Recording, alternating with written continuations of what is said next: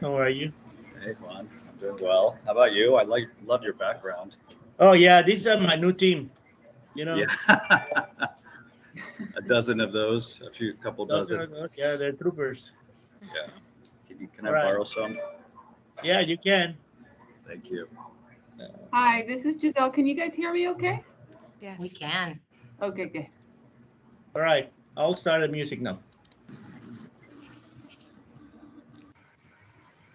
The good thing about being Hispanos that music's always part of our us, and these not just is Gloria Stefan, but also have a great team and many of the areas in the Incas and South America, where many of our members also are. And that's what we're doing this week. This week, every event will have a music team at the beginning. And today, I want to welcome Tanya Hanway, that will be the moderator for our next panelist. Sandra, uh, I don't see Sandra right now, but Tanya, you can take it right now. Thank you. Thank you for the introductory music. Get us going around lunchtime for some of us. So, welcome to the third and final fireside chat during Hispanic Heritage Month. Today, I have the privilege of bringing you guys session 3, and this is really focused on networking and mentoring. And it's all about developing your personal plan for success. So I hope that you're able to take some of the words of wisdom that you will hear today from our 3 esteemed panelists as you navigate your career. From a structure standpoint, we'll go through a couple of questions. I think I have 4 prepared questions. Then we can open it up for any questions for anyone online. If you don't have any questions, then I always am prepared with a number of other questions. So don't be shy. So without delay, I want to ask each one of our panelists to introduce themselves, maybe talk a little bit about where you're originally from, a little bit about the path that brought you where you are today, and then make sure you do talk about your current role here at Leidos. So let's start up first with Giselle Morrow.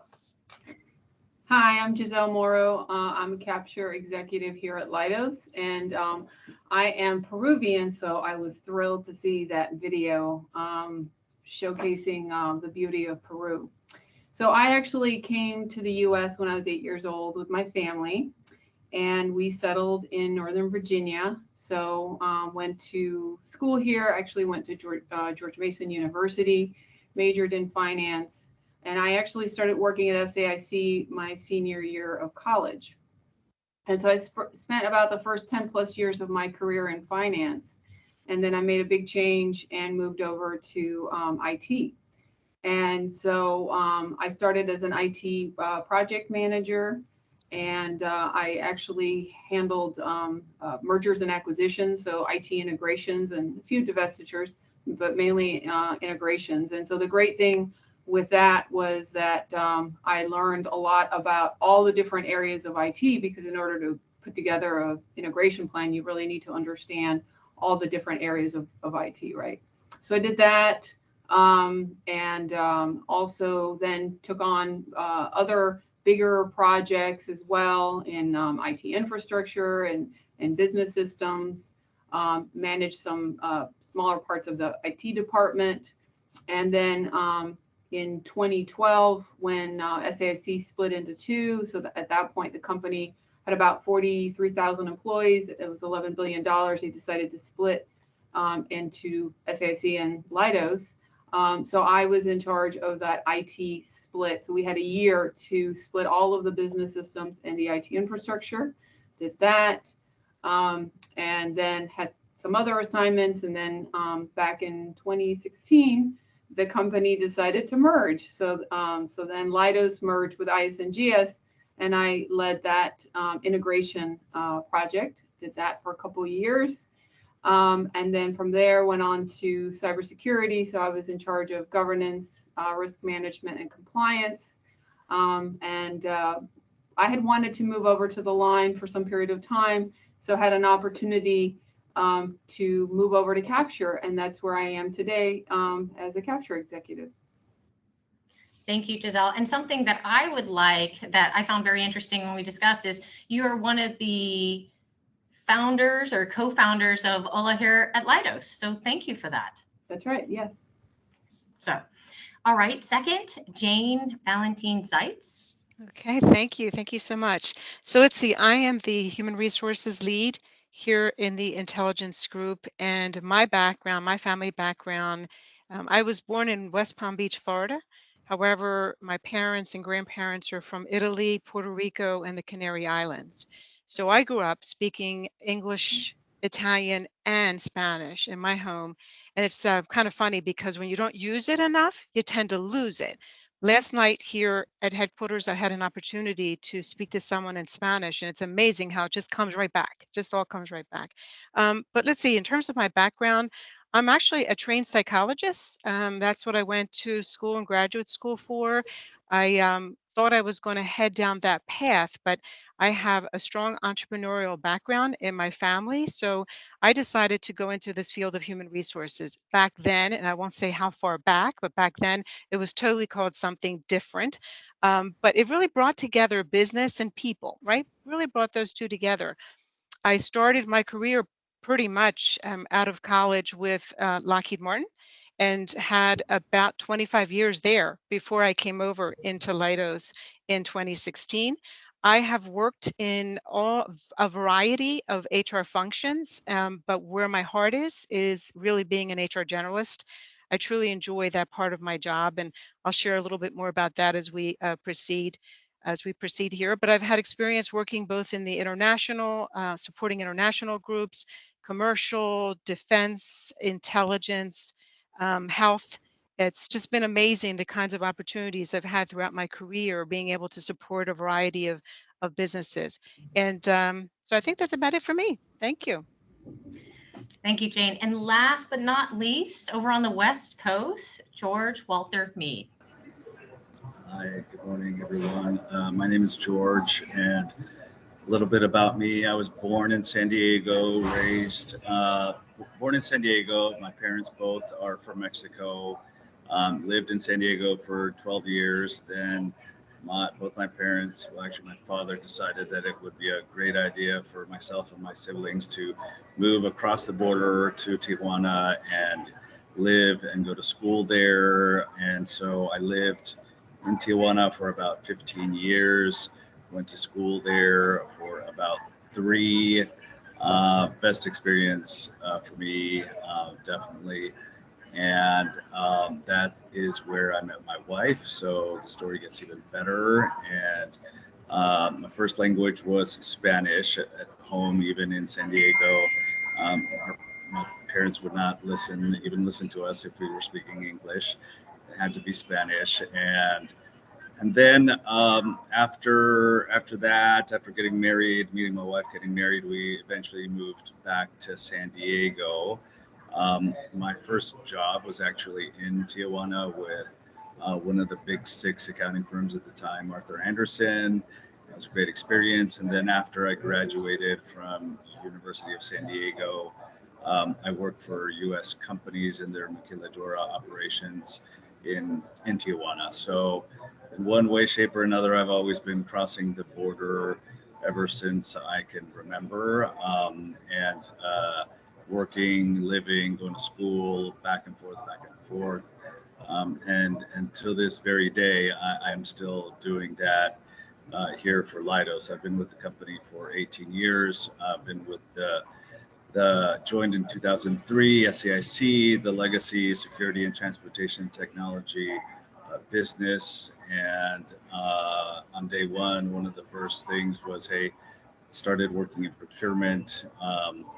And we had some activity projects in Mexico, coincidentally, and that's something that continues to this very day, 20 years later, approximately. We're still doing business in Mexico, and it's one of our biggest and best and most profitable markets. And it's a pleasure and joy for me to continue to leverage, my background, my language skills, and to help, grow the business and use my talent for that as well. So that's just a little bit about me. Thank you. I found it very interesting getting to speak with each one of you guys individually, the overlaps and the diverging points. So I hope as we jump into some of these questions, others will get to experience that as well, to see, you know, what a diverse panel we have today. I didn't put it together, so I was pleasantly surprised. So I guess starting first with this, I want to start with networking. So, can you share with us your thoughts on the value of networking, how your thoughts have or have not changed regarding networking, and some tips for the audience on how to do this successfully? And is there somebody who is dying to start? Kick us off. I can start. I'll start if Great. you'd like. Okay. All right. So let's see. I just have a tremendous value for networking. And if I look back at my career, um, networking has value at various stages of your career. Okay.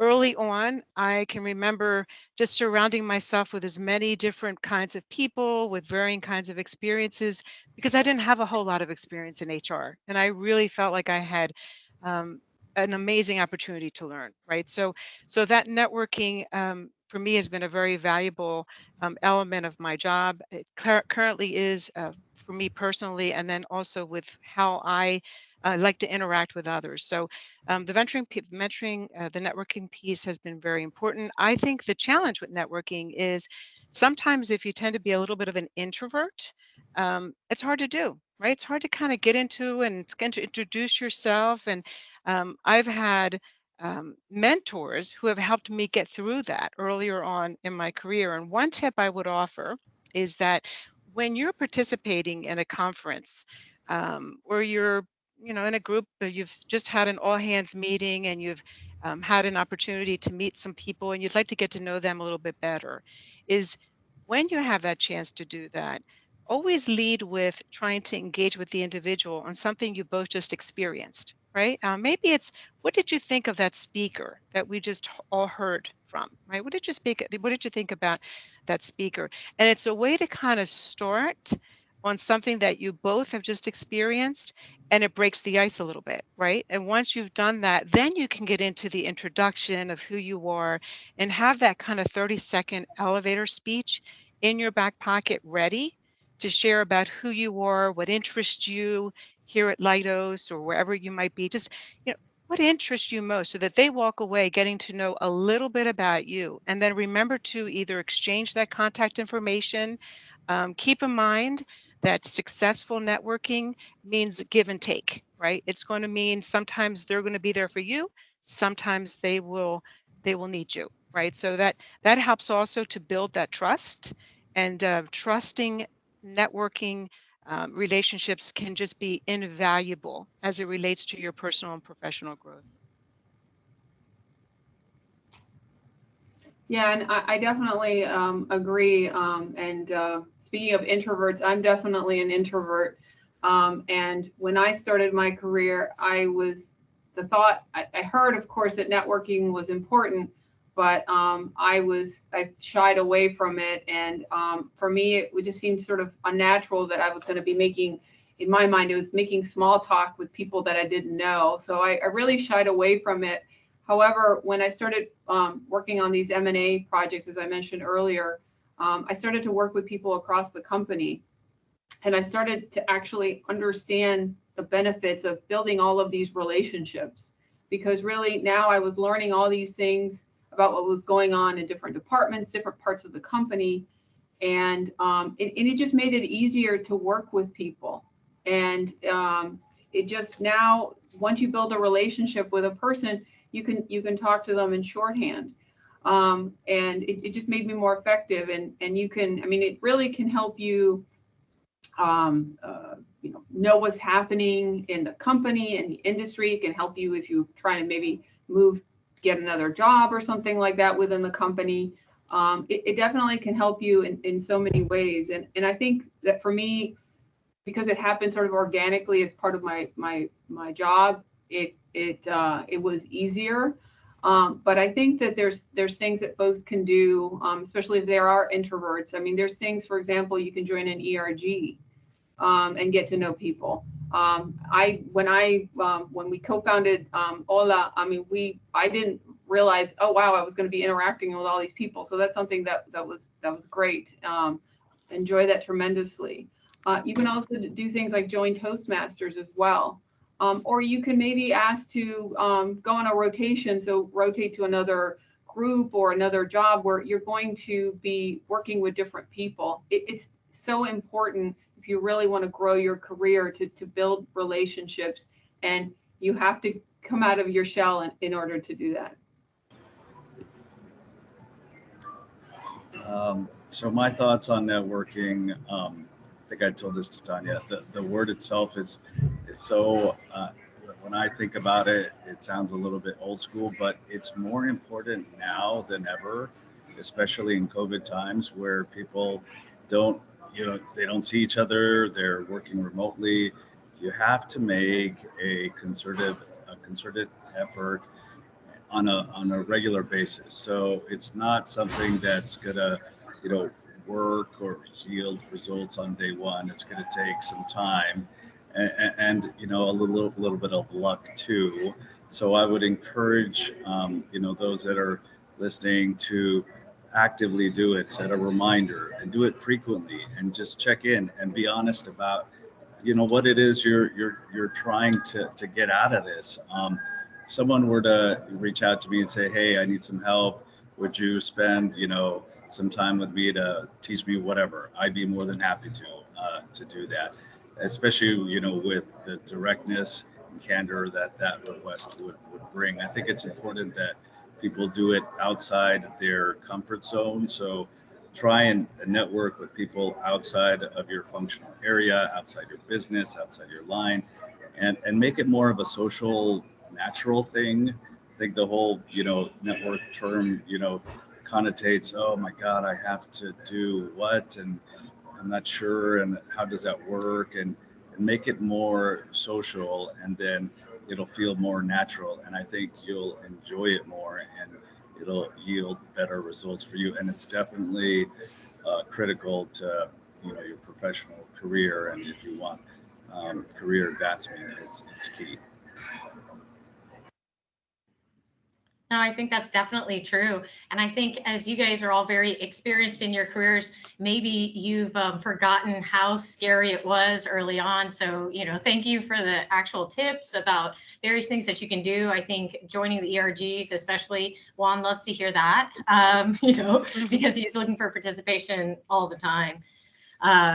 Especially now, I think trying to get different leadership members in all the ERGs, also a great thing to try out. So thank you for those insights. So I guess now let's transition to the other half of what this talks about. So mentoring. Can you talk a little bit about some of the formal and maybe informal mentoring relationships you've had, and what really makes those relationships successful? We can start same rotation if you'd like. Okay. All right. Sure. So let's see. For me, it was good to start early in my career with the formal mentoring. And the reason why that was the case is formal mentoring is more, there's usually a mission, an expectation. There's usually a contract, right? Where you set the stage up front. Maybe you're going to meet with the individual once a month to reach certain objectives that you would like for yourself. Either it's professional development, or maybe you're working towards getting the experiences needed to move into that next role. And the reason why that was really helpful for me in starting with that first is it made me appreciate just how important everyone's time is, right? So if you're going to get someone who's going to give their time to be your mentor, you have to respect that time, right? And honor the commitments that you make, right? So if there is an action that you're taking and you agree that by the time you get together again, you'll have that action completed, whether it's an individual development plan or whatever that other action might be, it's important to kind of honor that so that the other person knows you're really invested, right? And so usually in those formal mentoring relationships, there's a starting point and an ending point, right? And so it's very structured. What I have found is in the relationships that I've established over time that have been more formal, if there's a chemistry there and a connection, it almost kind of continues over time, right? I am still in a scenario where I am mentoring folks and they are mentoring me from relationships that occurred 20 years ago, right? And so again, it goes back to that developing that trust and knowing that there's someone that you can go to talk about whatever that subject might be if you have a need. So starting out with the formal was really good because when you get into the informal, you've already established some of those really, kind of those disciplines about being respectful of the time. But you also don't have to be as structured. You can catch someone and go have coffee with them. It could be a virtual discussion. It doesn't have to be face to face because, like Giselle mentioned, you've already gotten to know the person. It's less formal. You don't need to set up an appointment. And it's just as valuable as the formal ones are, right? So that's my perspective on the two types. Yeah, and definitely, I think mentoring is something that's really important, and I wish it's something that I had had in my career. I actually didn't get a mentor until, gosh, it wasn't until like 5 years ago. So I learned a lot of things the hard way, and so that's why for me now I've mentored for the past 10 plus years, and I really enjoy it, and I want to give back, and I don't want others to make some of the same mistakes that I did. And definitely I agree. I think it's good for mentors to have a little bit of training and there to be a little bit of structure so it's clear what the roles are and things like that. It's also valuable to have a framework. So a few years ago when Leidos had the mentor program, there was like a little bit of training, and they gave us a book, which I still have, and it gave us like a good framework to use with our proteges. So I think that's great to have that. I think that definitely when there is that chemistry, that the relationships just progress, and it goes beyond whatever the allotted time is. I would say that for proteges, they really have to be open. So for a good mentor, I think will provide that honest feedback in a constructive way. And I think for proteges, they need to be open to taking that feedback and then taking action on what they've heard. One of the things that's good, if you have a mentor who actually sees you as you're working or has interactions, so that then they can say, hey, when you were in that meeting, you may not have realized that you did X, Y, Z. And then you can provide some feedback that way.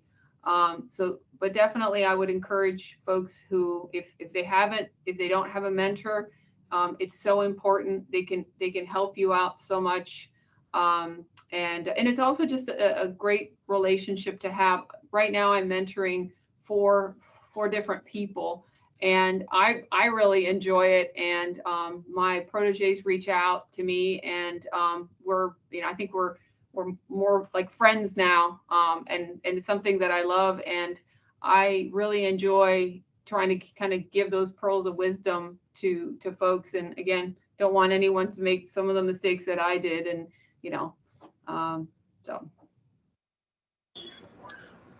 So as far as mentors go, I've benefited here at Leidos SAIC. About 10 years ago, I had a mentor, and he was Chris Cage, and it was when he was back in San Diego. We had a great relationship, and he understood the business, and we had so much in common. And I was pretty upfront about what I thought I could learn from him, and that was the finance, the numbers, and whatnot. And he took the time to teach me, and I really respected that. And then fast forward to today, so he's a CFO, right? And so it's very important that you guys maintain, try and get that mentor, try and establish up front what it is you're trying to get out of the relationship, and be honest about it, because it'll help make the mentoring more effective, and yield more results. That's my view. The other part of it is informally. I think you need to look for other opportunities outside of something formal as well. So you have a variation of things, and you're able to spread that that learning experience across 2 or 3 different individuals that bring something unique to your learning experience. Can I ask a question? This is Angel from HoLA. Of course, Angel.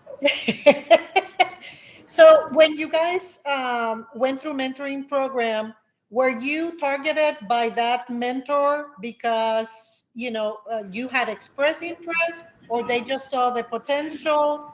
I mean, sometimes people, they don't know. Some people think that their manager is going to come to them. They're very good employees. They're demonstrating the right characteristics, and they think, oh, I think my manager will come and, if I have that potential, they will come and ask me, hey, I want to mentor you. So, it's hard for employees to know what to expect. Do I approach the manager, or do they approach me? How did that work for you guys? And just to second what Angel say, our culture tends to be more structured on the way that we expect the manager to take care of us. We expect our boss to be the one who, if I do a good job, I'm gonna grow. How worked for you, all three? I was a product of a formal program within Leidos where your manager, just like you said, Juan, my manager at the time reached out and said, hey, there's this program, I've volunteered you. And then from there, you get kind of a list of names and you select, 1, 2, 3, and then there's a match made. So that's how it happened for me. But that was a while back. But to your point, Juan, I think one shouldn't wait for that. They should go out to their manager and or to other people that they admire, respect, and believe that they can help them. It's not always just your manager. It's others outside, your where you work and your functional area. Yeah, absolutely. I've had folks reach out to me and just ask if I would be their mentor. And I think that one person who reached out to me, she's like, oh, I was so terrified of asking you. I wanted to do this for months. And I was like, hey, I'm happy to do it. So definitely reach out. I think, 99% of the time people are going to say they're going to be flattered, certainly, and they're going to want to do it. I think most people want to share their wisdom. But same, when I went through the mentoring, I was part of a kind of a formal program, but I was also, my manager actually mentored me, which was great. And that's not usual either. So when I started out, I was also part of a formal mentoring program. And over time, I would just do a reach out to someone if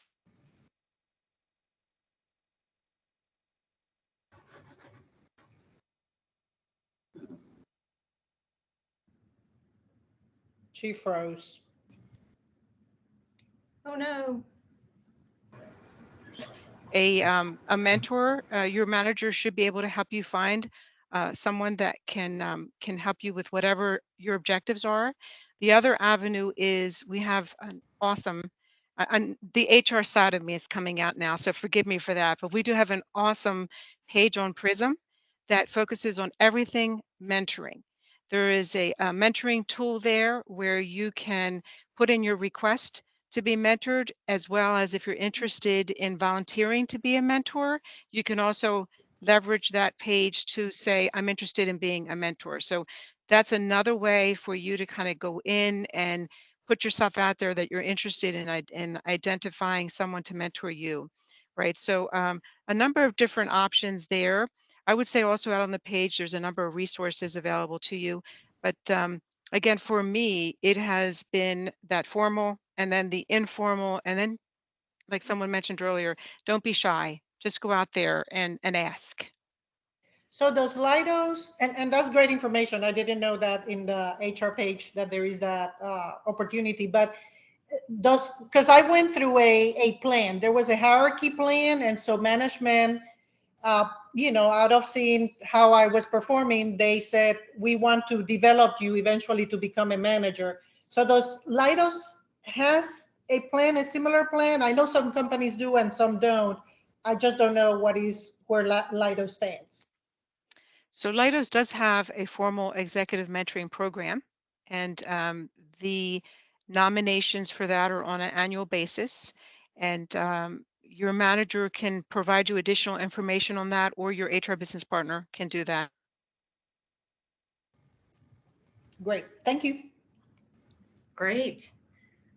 So continuing on with mentoring, I think George shared some great advice that he got from our now CFO. So he's obviously very well connected on the financial side, but I don't know if Jane or Giselle, is there something that you've received from a mentor that has just stuck with you and endured over the years? Yeah, so one of the constructive feedback that I received was to read the room. So with me being, sometimes I'm, so focused, just like tunnel vision on trying to get things done and, make things happen. There's been times where I didn't read the room and maybe came in a little bit like a bull in a china shop. So that's something that certainly has stuck with me, and try to make sure not to do that.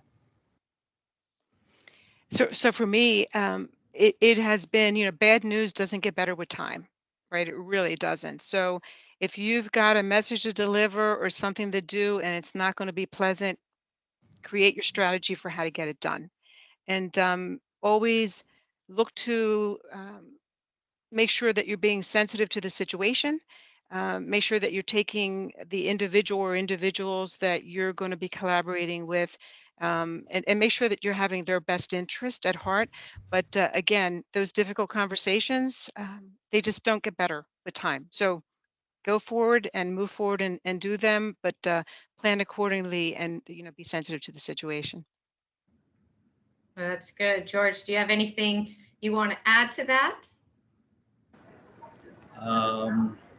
No, well, the one thing I would say, because I had formal mentoring and then I had informal mentoring through my former supervisor, and he would, because I moved around a lot within Leidos, from procurement to contracts to program management to engineering, sales, and service, and one of those was to engineering. And when I started at Leidos, I wasn't former military and I didn't have a technical background, so I kind of snuck in the back door, so to speak. And then he asked me to take over a special project with the U.S. government for R&D, and it's those types of mentors that'll push you outside your comfort zone, that you'll want to seek and take those risks, because those risks, assuming you do the hard work and whatnot, will pay off in the end.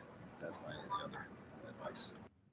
No, I think that's definitely good. And that does segue, speaking with each one of you, I did notice you all have multiple degrees. You're very well educated, but you've also traversed a number of different roles. So now you've become leaders in those fields. So it's clear that you have part of your personal plan is something drives you, right? Can you talk a little bit about what drives you to continue to grow and learn at every level and every role?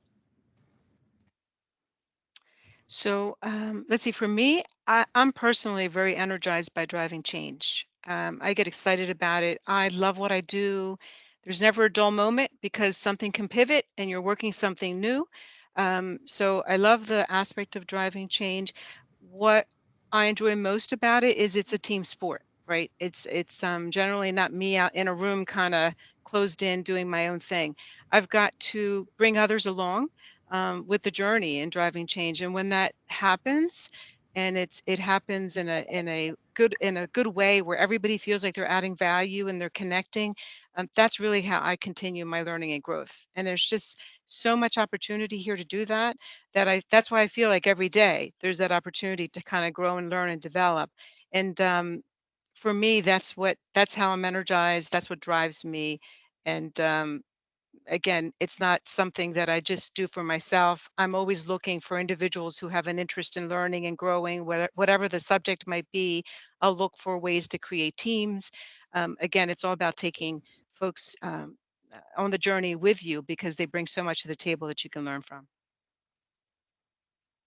For me, what really inspired me was, so my father, he came from very humble beginnings. He grew up in the jungle, actually, in Peru, in Iquitos, and he figured out just on his own that the only way to get out of that situation was through education. And so he was able to get a scholarship, study veterinary medicine, and then he got a scholarship to go to Cornell for degree in, I think it was microbiology, and he was, because of this, and he was then became a scientist and worked for the World Health Organization, and because of all of that, it really just transformed our lives. I mean, we were then able to come to the U.S. and have a life that we wouldn't have been able to have in South America. And so having that and seeing that, and just being so inspired by my father and all his hard work. And so for me, I've always felt it was so important. He had this big leap that he made for our family, and I don't have much of a leap. I've been so blessed and so privileged, and so of course I'm going to always do my best and honor that tradition that my father brought to our family. So that's always kind of been inside of me, and always try to do my best. And I think that at work, I just really love I love challenges, and I love leading big teams. Those are the things that I really enjoy. Similarly, I also like big challenges. I think, the time I've been with Leidos, it's always been with the same business. And until I took it over recently, in the last couple of years, my goal is to, really, really transform the business and have it realize its potential. And there's the way I'm trying to do that is through, through my roots and our existing relationship in Mexico. But, I've had, it's a journey, right? It's not something that happens overnight. We've had losses in Mexico that have been, not very clean, so to speak, on the procurement side, and that's fine. I've always said, if we're gonna lose something, we're gonna lose cleanly. But we have this unique opportunity right now to grow the business and do it in a way that's consistent with Leidos values and practices. So that's what really drives me today, and then leave that and potentially go do something else afterwards. No, very good. Like I said, I hope the audience is starting to see kind of some of the overlaps and then where things diverge. So I wanted to go ahead and open it up to anyone in the audience that may have a question. So please unmute yourself if you do have a question.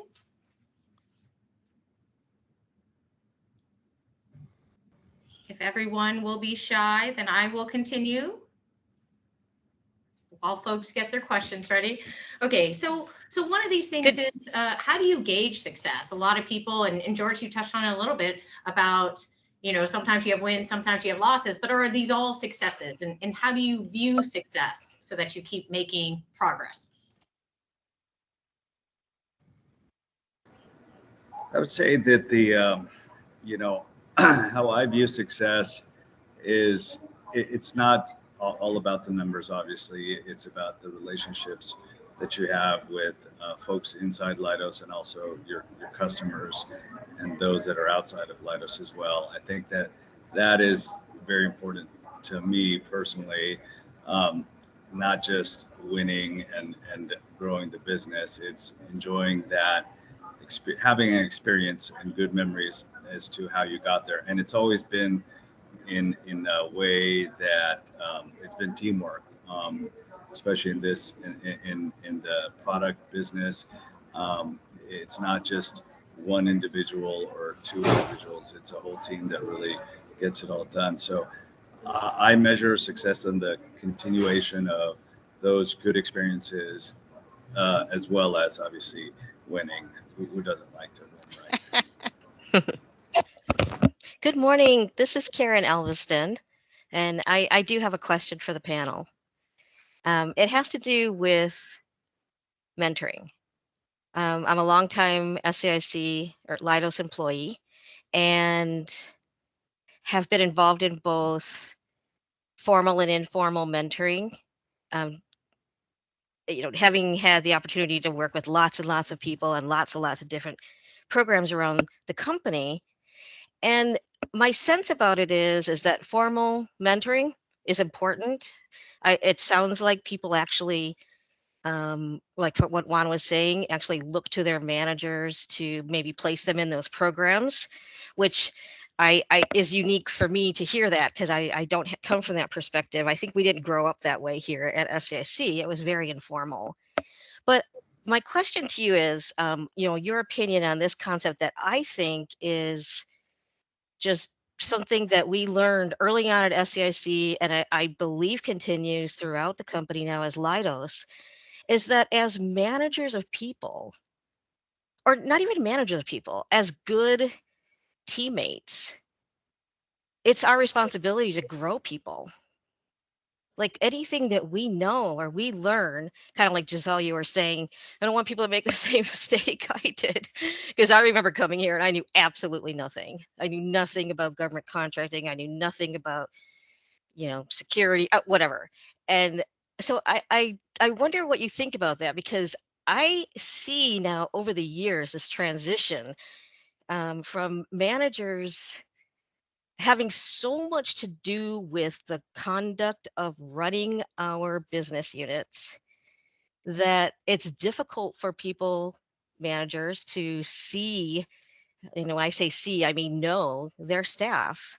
It's harder for them to grow people. And I just wonder what your experiences are, because I feel I'm not even a manager anymore of people, but whenever we get new people, and we get new people all the time on our programs, I feel like it's my responsibility to introduce them to Leidos, or because I work at a offsite, and they think they're joining our government customer as a company. They don't even know what Campus Point is here in San Diego. So I'm just wondering, what are your thoughts about our own personal responsibility to help each other and grow our company from inside? Yeah, I would say that I definitely think it's a manager's responsibility to, I think especially now, I think it's probably worse now with COVID, right, where people are more disconnected. I think employees need to feel like, I call it, they need to feel the love. They need to feel like somebody cares about them, right? Do you even know that I exist? And so I think it's really important for managers to maintain that connection with their employees, and make sure that they're checking in on them on a regular basis. So I think there's that part of it that I think is important. I think the other part is with the mentoring, because I've been a mentor, it just like, when I manage people, it's like it naturally just kind of happens. And so I just can't, when I have my team, it's especially with the younger employees, I think it's important to give that feedback that's going to help them in their careers, because I'm thinking about them not in just their current job, but in their future jobs. And I've seen people where nobody tells them certain things, and it really can hurt their careers. And I think it's just so important to have those honest conversations, and again, in a constructive and a supportive way. And it really helps people. And frankly, people really appreciate it. And at the end of the day, the most important resource we have is our people, right? And so I think it's important to think about the human. And our job as managers is to make sure that they have what they need so that they can do their jobs, right? Give them the tools, but it's also that there's the human element and support them. So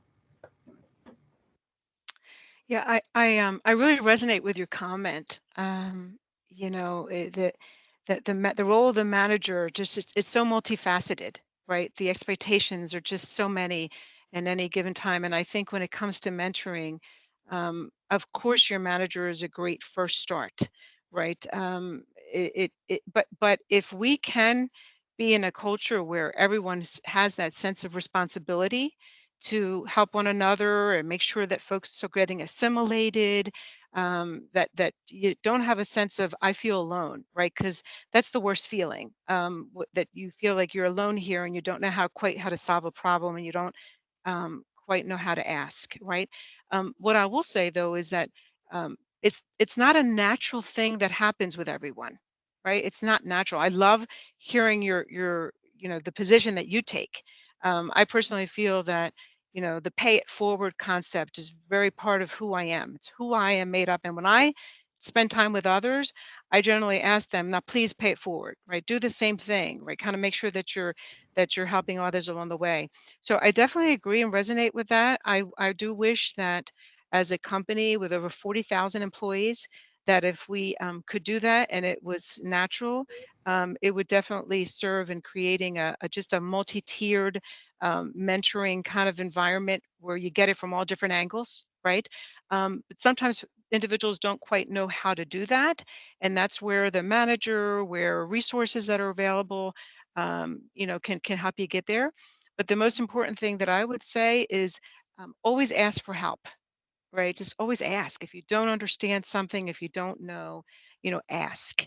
And sometimes when you do that, that's Giselle mentioned the human nature in all of us is you're not going to want to turn somebody away. If someone asks you with sincerity, I don't know how this works. Can you give me a hand on where to go for here, right?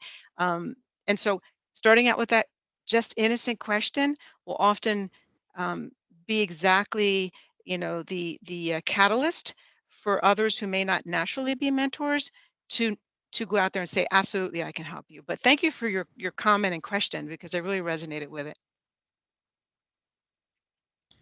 Well, uh, there's managers and then there's managers. I'm glad to see you, each of you, because you are the top Latinos in the company. My question is how HoLA can feel that promotion to our members, not just the Hispanos, but also all the ERGs, the Woman Network, the African American, how we can promote those opportunities. Uh, I can tell you during these large months of Heritage Month, we have several people who have come that I don't even knew that there was an ERG point, and that was surprising for the level of the how long we have created being with the ERGs. But by the same token, it's all those opportunities, and believe me, I do know Lidos have many opportunities that to promote within.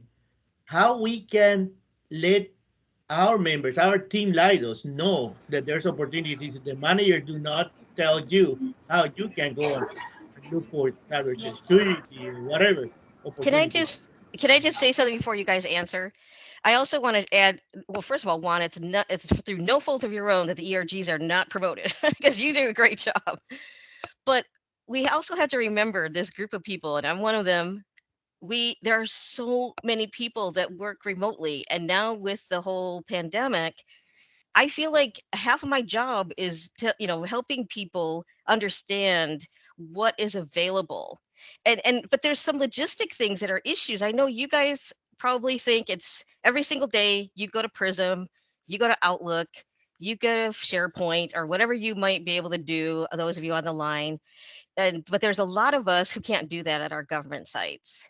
And so, as I'm a San Diego member of CORE, and it is so hard to get my team to just come 15 minutes away for a free I don't know, ice cream day or taco bar or raffle, Churro. or they don't want to lose their parking spot at work.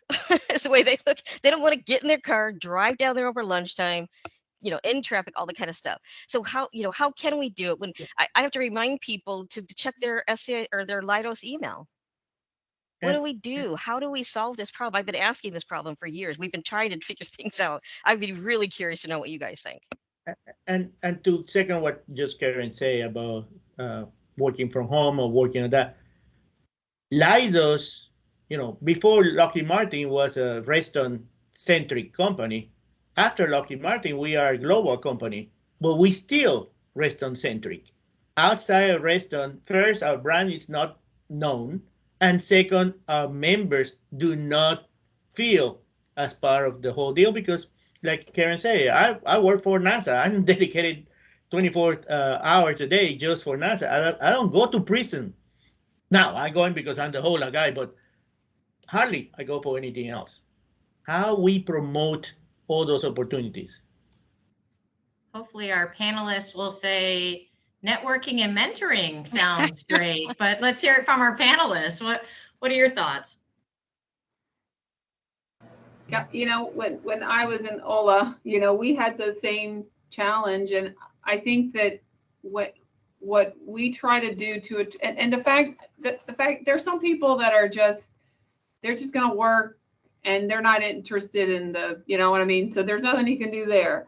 But I think that what we try to do is we try to have topics. Try to have programs where there were topics that were directly related to people's work.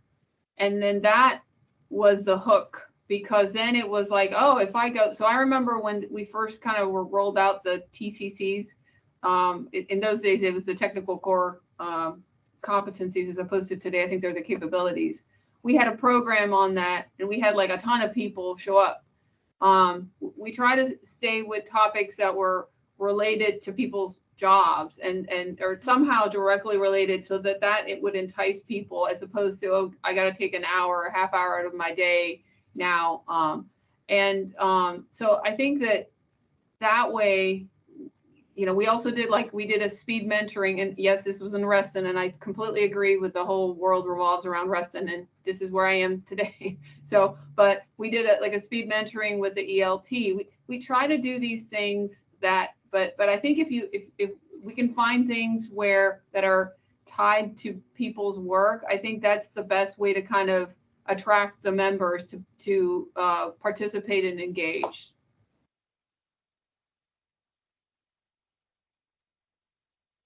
Yeah, I have to echo, Giselle, your comments, right? There has to be an interest in your part to get out there and participate and engage. The ERGs are shared with employees the minute they start with Leidos, right? It's part of the new employee orientation. It's like we have got these employee resource groups that you can join. And the advertising, I know, Juan, that you do to try to generate interest. I love the idea of coming up with, whether it's speakers that individuals might have an interest in, or topics that might be as a draw, right? As a draw.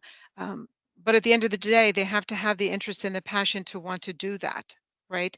And I do understand the challenge where individuals are remote, right? I do understand that, not wanting to give up that parking space, right? But there has to be a little bit of that give and take here in order for there to be success, right? And that's sort of, as you all could see, a theme for me when it comes to mentoring and networking, because I really value the two. It's a give and take.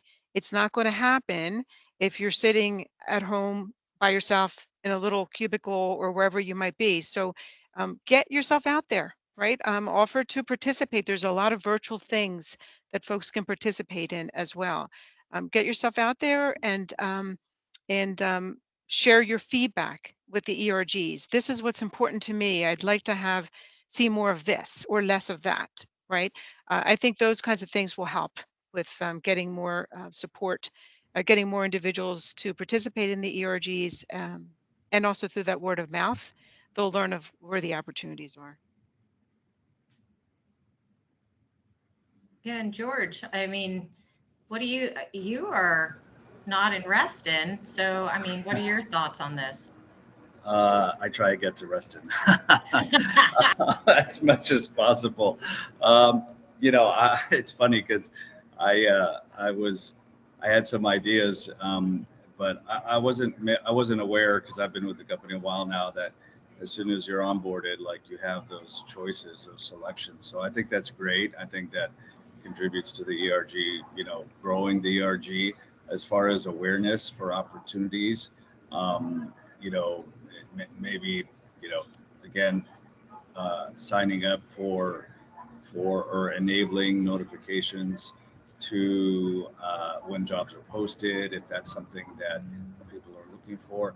I think that's one side of it, and that's more along the lines of awareness for advancement and opportunities and whatnot. But I think there's also the social part of it, and to everyone's point, I mean, if people want to participate, they have to put the time in, because this is all about networking and mentoring. So somebody has to take the first step, obviously, in this journey. Thank you.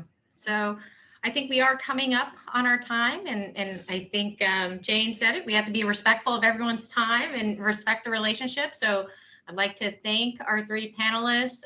Thank you, Juan and Sandra, for setting this up, and thank the audience for being engaged in this session. I do appreciate it. So thank you to everybody. Thank you. Thank you all so much. Yeah, Thank thanks, you, Juan. Sandra, Thank for you, putting Tanya. together the three Firechat. Thank to all the panelists and Tanya on today's panel. I think it was a very good panel. And also, I want to all remind that tomorrow we have three events. We have Avanzando con Roy Steven, who is our executive sponsor. It's going to be talking to us in a conversation about HoLA and everything that we've been stressing throughout the whole month, and we invite you to attend. We also have a trivia day from San Diego tomorrow afternoon, and then here in Houston we have a happy hour. You can fly, George. You're welcome to come to Houston on your way to Reston. Thank you, Juan. Yeah, and I'll give you the charge number. Don't worry. And, but again, thanks again for your time and effort, and thanks again for what you represent for the Hispanos in the company, and where we can go, and open more doors for our next generations of professionals. Thanks again. Thank you. Take care all. Thanks. Bye. Bye.